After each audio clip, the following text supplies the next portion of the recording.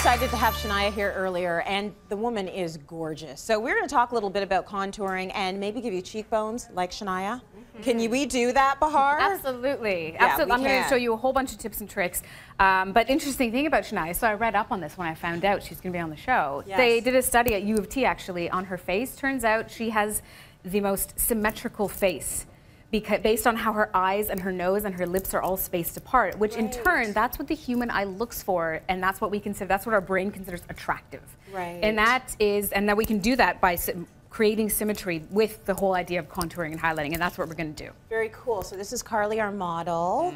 So you will show us on one side of her face, because contouring is one of those things, I mean, you want to do it right, because if you don't, it doesn't look good. No, it can be a big old mess. So I'm going to talk about first what you need. Okay. The brush that I have here is a specific shaped brush. It's not too fluffy, it's not too big, it's not too small, okay? That's important. And the color that I'm using is not a bronzer. Okay. It has no shimmer. This is from Rodial. So the neat thing about a lot of brands right now that are out there as well, they are creating contouring kits and highlighting kits. So they're making it easy. So Rodial has like 20 different products to take care of all of this. And I'm going to use the highlighter and the contouring powder and the brush to show you. And now I'm going to show you the technique of how to do it. How do you pick a color, first of all? Are you looking for her the same face color, or are you looking for something lighter or darker? Right, so when you contour, you're creating a shadow, so you want 1 to 2 shades darker, and when you're highlighting, you want 1 to 2 shades lighter. And the reason I'm going to go a little bit heavier is because we're on TV, so we want it to show up and want it to be noticeable, but when you're walking down the streets, you don't have to go so heavy. Okay. Just to know, like Shania on stage, you don't have to do that during the day. It's like when I walk outside in the streets, they're like, oh my God. I hear you after a Take show. off some of that makeup. I hear you, but you look lovely. You always look lovely. It's TV, you know. So technique-wise, what we're going to do is we're going to draw a 3 or an E, depending on how you're looking at it. Okay. And we're going to start at the top of the hairline, and we're going to go right underneath the cheekbone, and that is the first top part of our 3 or E. And then from there, we're going to double back and create almost like another C shape along the jawline. And what this is doing, it's kind of like a frame for the face. We're creating a frame underneath the cheekbones, which helps them to stand out, and as well at the top of the forehead.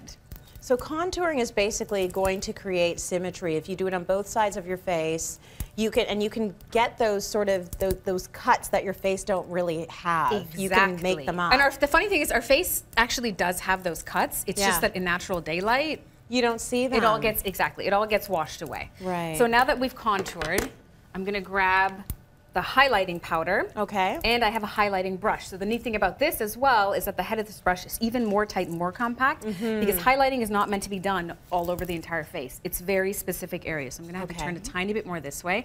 And so the great place to start and concentrate your highlighting is a C shape, just from the top of your brow all the way onto the top of your cheekbone. Okay. So you can see very distinctly there's a heavier, darker shade for contouring. That's our highlight. And then the space in between, because most people aren't sure, that's where your blush goes.